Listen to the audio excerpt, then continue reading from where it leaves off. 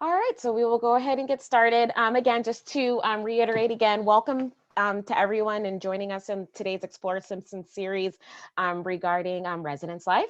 My name is Emily Radke. I'm an assistant director of admissions here at Simpson. Also a grad. I did graduate back in 2008. And then we also do have our Dean of Students and Residence Life Director, Luke Behaunek, on the line. So what we're going to be doing today is just talking a little bit about admissions real quick, just kind of recapping for those of you who are still deciding on Simpson or may not have applied yet. But then we're going to turn it over to Luke, and he's going to he's going to talk a lot about residence life, everything from the dorms, what to kind of expect being a student living on campus.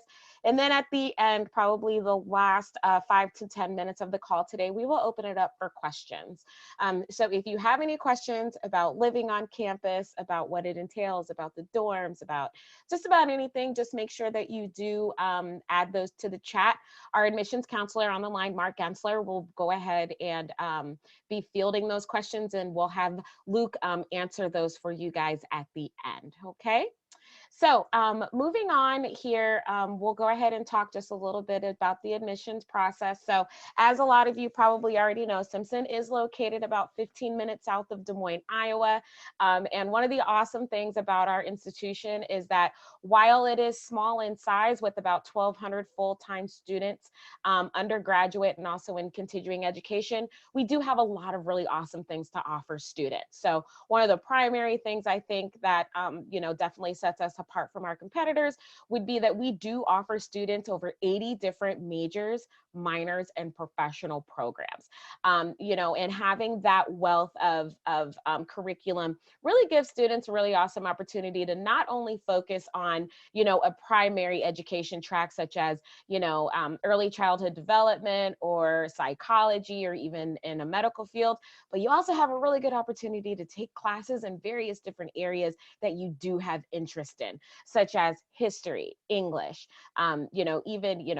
athletic training, performing arts. So a lot of really awesome opportunities for students to do a lot of different things while still having a primary focus on your major and minor that you did choose. Also, a great thing about Simpson is that we do have a smaller student to faculty ratio at about 12 to 1. You have a lot of really awesome opportunities to not only, have smaller class sizes to really understand a lot more about the topics being discussed, but you have really awesome opportunities to connect and build really strong partnerships and relationships, not only with fellow students, but also with the faculty on campus and those classes as well.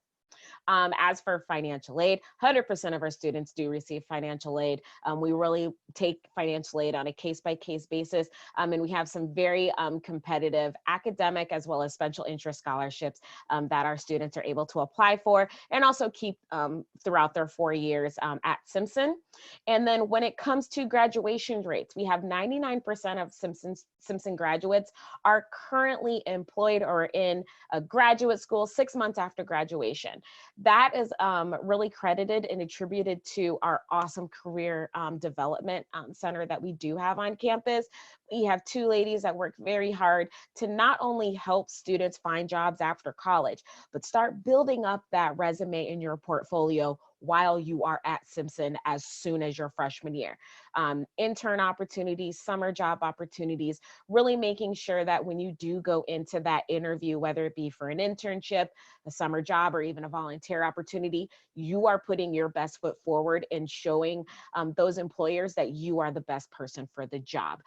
We do resume writing. A lot of the times we'll have professionals from the Des Moines area and surrounding areas come down and also speak to students to really give them that direct link and to know what it is that these employers are looking for when they do have college candidates coming in and applying for jobs. And so those are just some of the things that Simpson really and definitely prides ourselves on. But, if you are still, considering Simpson and looking to apply, a couple of things that you'll definitely need to do, is, just making sure that we have your FAFSA.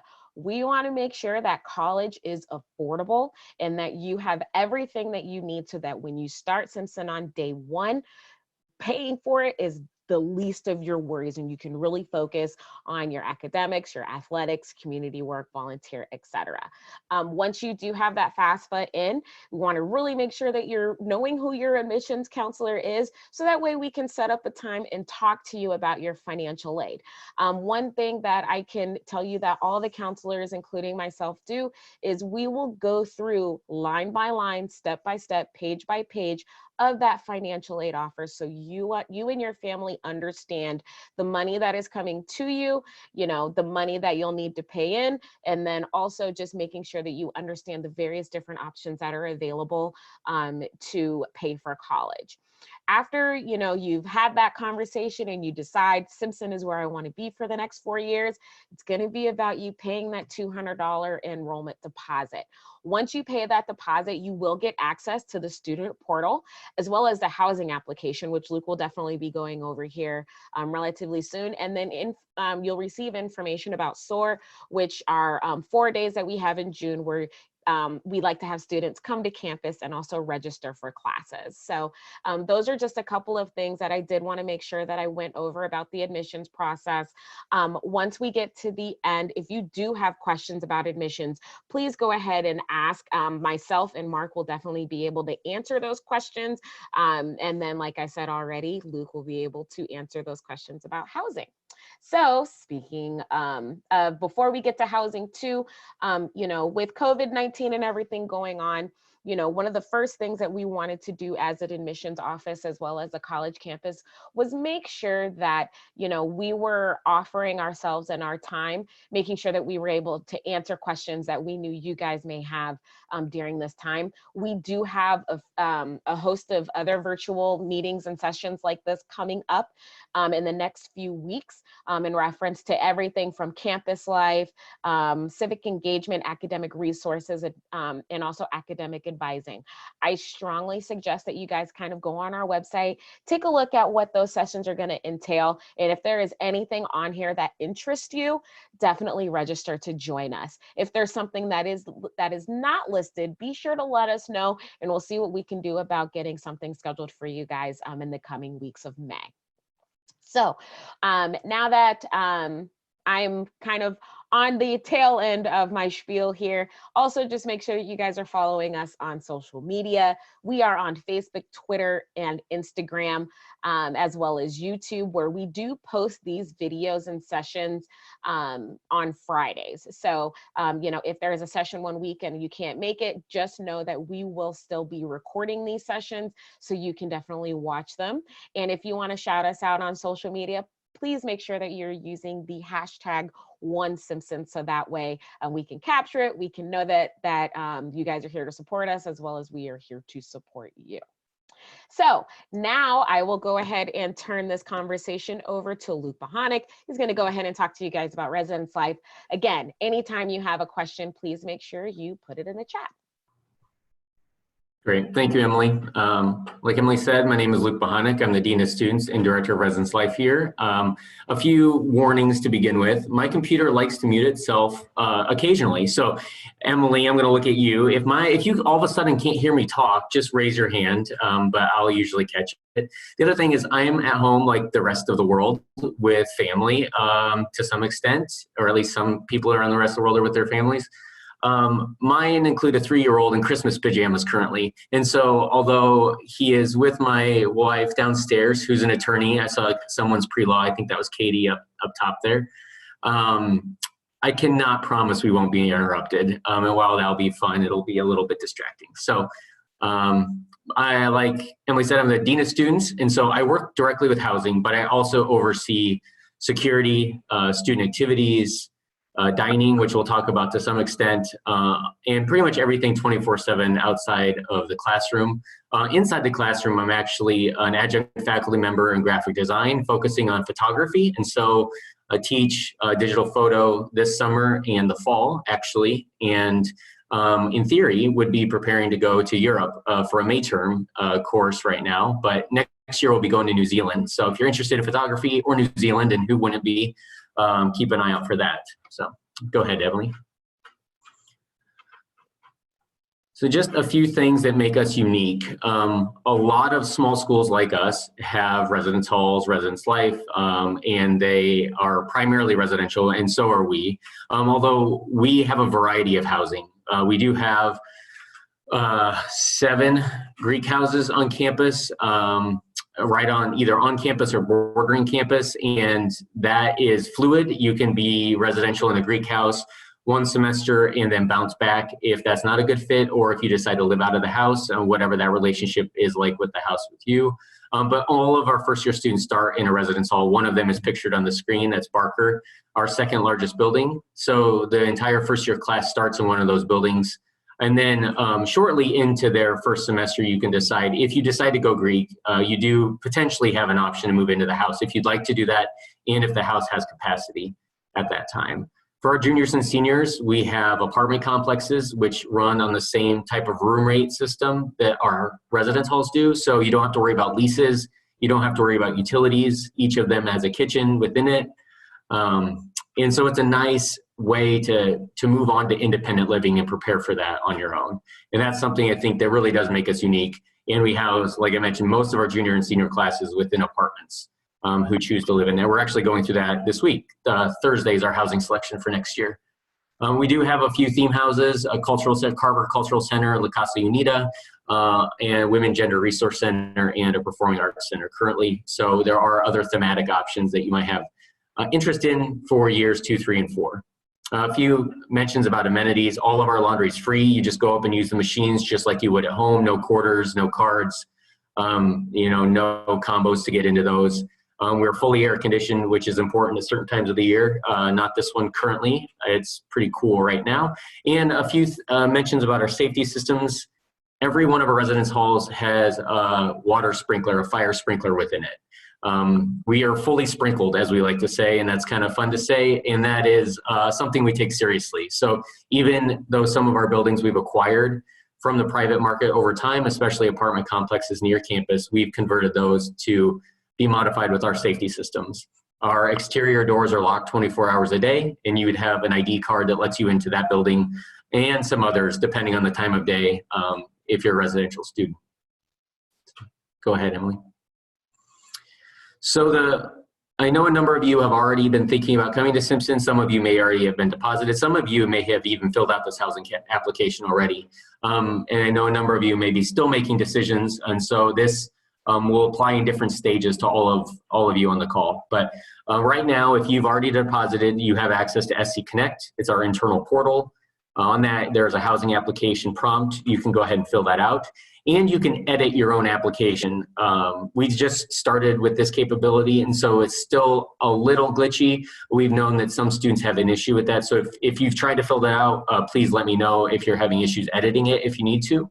On that, you can put a number of things about yourself, including room preferences, what's important to you in a roommate. If you already know who you'd like to live with, we honor every mutual request, which we'll talk about in just a minute.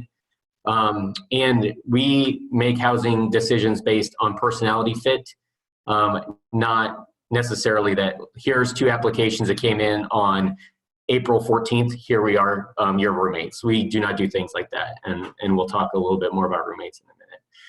What we hear from students is how important it is to be honest, and I cannot reiterate this enough. If you're messy, say you're messy. We don't want you to, mislead us or a roommate pairing and just lead to conflict later on. So someone out there is messy and wants a messy roommate, and that is fine. Just be yourself in the process. Answer the questions as honestly as you're able to. Go ahead. So I mentioned roommates a few different times already. You can preference a roommate or roommates. We do have triples and quads, 3 or 4 person rooms. If you're interested, most of those are for men, but we do have some availability for women. You can preference a group of students or a student on your housing application. And like I mentioned, as the spring semester goes along, if you make a match or a connection and you're interested in modifying your housing application, you certainly can do so. And again, if you have issues with that, just let us know. You do have a class Facebook page, and you can use that to post and to look around for roommates. We used to dedicate a separate Facebook process just for this, and we just noticed that the admissions Facebook Facebook page would do this on its own. And so we just started using that page on its own for that purpose, among others. And so if you're interested, you're able to post, say you're looking for a roommate, share information that you think is important about yourself and things that are important to you in considering a roommate match. And people, just to use this phrase, shop around, look around, message, start direct messaging with different people that you think are a good fit. And then if you are, I think your housing application can be modified up until June 22nd. And then right after that, we'll make some decisions about who's living with who and where. So we'll talk about the timeline in a bit as well. In the most common method, I would say 50 to 60% of students are matched with us sitting in a large room with all of the printed SC Connect housing applications, all the admissions counselors and myself and a couple of my staff, and we try to make the best individual matches we can. It takes all morning to do this. It's something we take very seriously. It's very individualized, and I would say our process is good, but it's really only as good as the information you give us. And so between the relationships you build with your admissions counselors and the information you put on your housing application, we use that to just take a really thorough approach to this, try to make the best matches we can based on that information. And we know sometimes it just doesn't work. And that's both the case if you choose your own versus if we assign you roommates. And we do have processes built into the fall semester that allow you to modify your roommate choice or roommate assignment without really any questions asked on our part. And we'll talk more about that at orientation at SOAR with my staff members who are going to be there explaining that process. Go ahead. So a little bit about meal plans. We have two main options currently and these are both considered full meal plans, so these are the same amount of money. The 200 block with some flex money and the 150 block with more flex money, and these are per semester. And thinking ahead to spring, as we're in right now, if you were to be on campus for May term, you would have a supplemental amount added to your meal plan to cover May term as well. And so a block is just our shorthand information, or our shorthand way to say a meal at Pfeiffer. It's our main dining hall, main cafeteria. You walk in there, you use one board or one block. We use these words interchangeably as well. You eat as much as you want during that meal period, and that's it. That's the end of the transaction. It's really easy. You just swipe at the door. It's also, and this is the nice thing about our meal plans, they're very flexible in this way. It also applies for $7 worth of food at any of the venues within Kent. So we have 4 food venues within that building, including a coffee shop, a soup, salad place, and a grill. And we're still, we're actually modifying some of the options over the summer, so we're still trying to identify exactly what the 4th one will be. But you can use $7 at any of those meal venues. And you could use many blocks in a meal period if you want. If you have family visiting or friends, you could use those if you want to get some to-go stuff to eat later. If you're traveling, or if you know you won't have time between classes, or whatever the case is, there's just a lot of options with that. And if you do go into Kent and you want to buy $9 of things, you could use a block or a board for 7 of that, and then use Flex for $2 to complete the transaction to make the most use of your meal plan. So it is really flexible in this way. We do not have a weekly meal plan option. Currently, we are in the very early stages of talking about one. We used to have them, and we went away from them for a whole number of reasons, which we don't need to get into. But we are considering bringing them back for one main purpose. And if we do, we will certainly communicate that to all students, and you can modify your meal plan at the beginning of each semester anyway. So we would just make that an option for you to go ahead and modify and choose that meal plan if we expand it. Or if you say you select the 200 block one and you realize that's not a great fit for you, the 150 block plan you could switch to within the first 4 weeks of any semester with no charge. There's no fee to do that or anything like that. One of the common questions we get is which is better for me? And the best, really they're so similar. The best piece of advice I could give is if you plan on eating more in Kent, especially buying more small dollar things like a coffee or just one pastry or one type of thing to go, then I think the one with more flex money is a little bit better suited for you. It'll allow you to have more flexibility with those smaller purchases. So you don't have to feel like you need to spend $7 every time to get your full board worth, so to speak. We do have other options for Greek houses. They could go on their own meal plan if they would like to. Only three of the 7 houses do that currently, and that changes each year. Houses go back and forth about that decision. And then our apartment housing, which I mentioned earlier, since they have full kitchens, you can go to a reduced meal plan. It's only 100 blocks for the semester.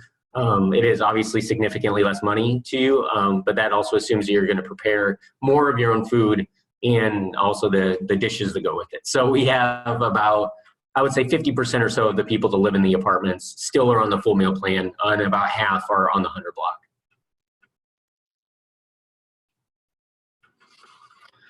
So timeline, I mentioned that the housing application is already available if you've deposited. And so once you deposit, that becomes accessible through SC Connect.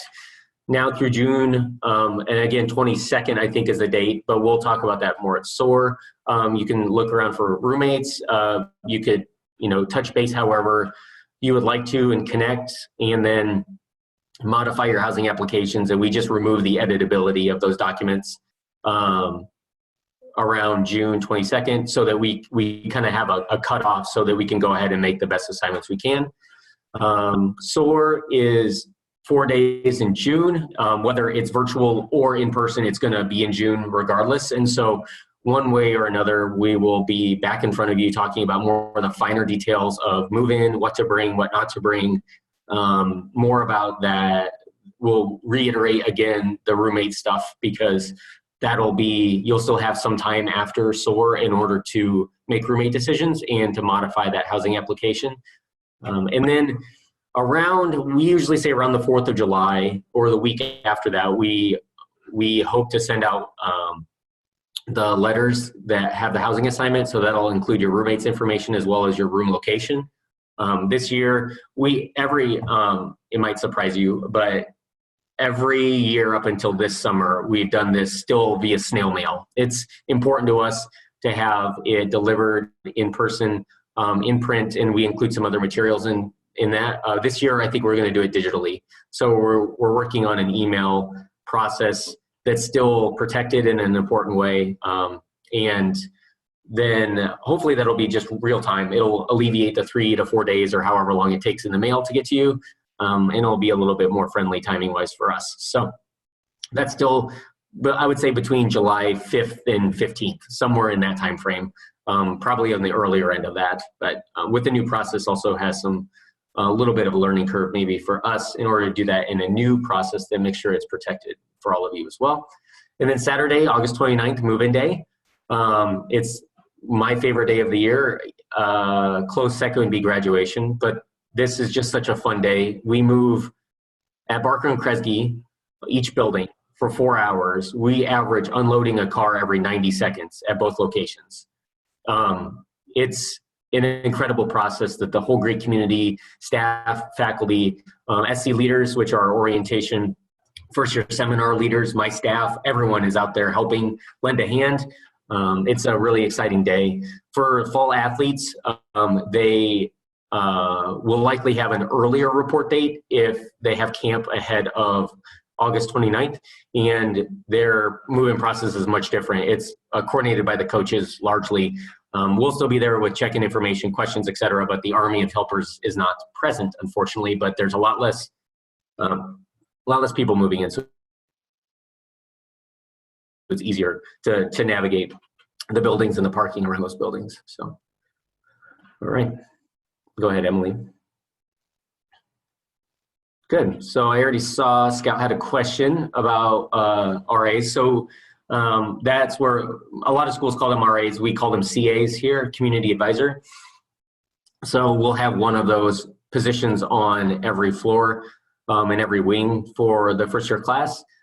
We basically just say that anyone who's been on campus for at least a semester can apply to be a CA with us. So, excuse me. So the earliest that a first year would apply and go through the process would be the January, February of their spring semester, their first spring semester, and we would hire them then for this, the upcoming year, which a number of people just went through, obviously. So that's the earliest time frame for transfer students. If you're transferring from another institution, the same time frame would be roughly equivalent for you. So usually transfers would be on staff with us 1 or 2 years less than first year student if they were CA for us the entire time. So there are key cards to get into the rooms. Sorry, Mark, I guess I'm just going to go off the chat and go. And Emily and Mark, if you want to moderate this, that's fine too. I don't. That's totally fine. You're doing good. However you want to do it. All right. Well, there's going to be some questions that aren't well suited for me, but so key cards to get into the rooms. We only have a few rooms that have that functionality. They're quite expensive per door. And so we use combos instead of keys. So it's still only given to you. There's 5 buttons on the door. There's, I think, like a lot of combinations available, or permutations of those combinations to be specific. There are a lot of options. And so we, instead of doing keys, we use combos on the door. So you have no keys. We're a keyless campus for the most part. You use your card to get into the buildings, and then you use your combo to get into your room door. And so no keys to lose, or get locked out when you go take a shower in your roommate. That happened to me all the time in college. So good things there. I can go ahead and take the next question, Yeah. and that was about work study and getting a job on campus. So Kathy, thank you very much for asking that question. So with work study, it's definitely an option for you at Simpson. I would say that the first thing you'll want to do is to look at your financial aid offer to see if work study was added. Essentially, we don't deduct work study from your overall financial aid offer. It's actually an added because that's going to be income that you're going to be taking in as a student. Some students do have work study go towards their overall billable tuition cost, and others actually just take a check every month. I know that's what I did when I was in school. But if that work study designation is not on your financial aid offer, you will want to reach out to admissions, specifically your counselor, which is done by really what state you're in. Reach out to us and let us know, and that way we can have that added. And then you'll get an application in the mail. And just like with the housing application, you'll want to be as honest as possible on there to let us know what type of work you want to do on campus. Whether you want to do clerical work in one of our departments, such as English or psychology, whether you want to actually work in the cafeteria, which would be FIFER, if you want to work in residence life or with student development, or if you want to be kind of a tour guide on campus and work with us in admissions. So let's just make sure, I would first say check your financial aid offer, see if that work study is on there, and if not, get in contact with us here at admissions. You can even contact me. I'll put my information in the chat for you. All right, so the next question is a question about kind of their first week at Simpson, what they can expect with orientation and stuff. Luke, I think that'd be a great question for you. Yeah, so that 29th is a Saturday morning. Usually we have a move-in window from 9 to 1 or so. Parents and families, if they're interested, are on campus usually until, 3 to 4 p.m. or so. We have a send-off for them, a welcome ceremony for you, and then there's a whole bunch of stuff going on. There's activities at night. There's get to know you things with your floor. Sunday is another round of activities, and then the returning students come back Sunday. And so there's a big event, a big campus-wide event on that Sunday night. This year, there's going to be a lot of different options for that night compared to normal years, or previous years, I should say. And then Monday is a little bit more academically focused. That's when you start having maybe your first work study meetings, an organization fest, and on how to get involved, what you're interested in, and then a number of other things. Classes start Tuesday, and so then it's very much like finding your classrooms, making sure you're ready to go, getting books taken care of. Your SC leader is an embedded a peer mentor, peer leadership position within your SC 101. You'll meet them during SOAR for the first time. So they're going to be a great resource for you, as well as our CAs within the building. So just a number of moving pieces in order to get you acclimated to campus, get you settled, answer any questions you have, make things comfortable, and connect you with classmates is the primary objective for that week, and really in an extension first semester overall. All right, thank you. And then our next question is from Scout. And she wants to know, do the CAs have a discounted housing cost, and do they hold other work study positions while being a CA? So CAs, we don't modify their housing costs specifically, but they're able to have their own room usually with no additional costs. So that is a benefit. There is, it's a stipend position, so we don't track specifically the number of hours that are worked, but you get a paycheck every month for 10 months from September through June. And usually, like, the current pay for the CA for the academic year is $4,900. And so every month you get a check for roughly $500, $490 specifically. And the pay, depending on the type of position, fluctuates a little bit, but that's our standard CA base rate. So we don't modify housing, but we do offer a competitive income during that time. So for other work study positions, I would say it's a little complicated. And then you can have some, like a tutor or a supplemental instruction, which is like tutoring, but more as a group focus position. You can hold those because they have specific knowledge that's required in order to do those positions. But most general work study positions are not able to be held at the same time as a CA position is. And that goes for most work study. Usually students don't have more than one work study position. We want to make sure that a number of students have access to those, and that's one of the safeguards that's built into the system to protect that. Thank you. Yeah. All right, I think that does it for the questions. Does anyone have any other questions they'd like to ask at this point? All right. Emily, we'll turn it back over to you. All right. So again, thank you so much to everyone for joining the call. I know that, as we get closer and closer to your guys' move-in day, a lot of different questions. Please know, though, that either myself, Mark, or Luke, and basically everyone in student development and admissions, we are definitely here to support and help you and answer any questions that you may have. Please be sure to stay connected with us. Again, shout us out on social media, #OneSimpson. We are on Facebook, Twitter, Instagram, YouTube, and also LinkedIn. So, and again, if you want more information about our Explore Simpson series, please visit us at simpson.edu, as we have some really awesome sessions coming up. So thank you again for your time. And I do hope that you guys all stay safe, healthy, and happy. And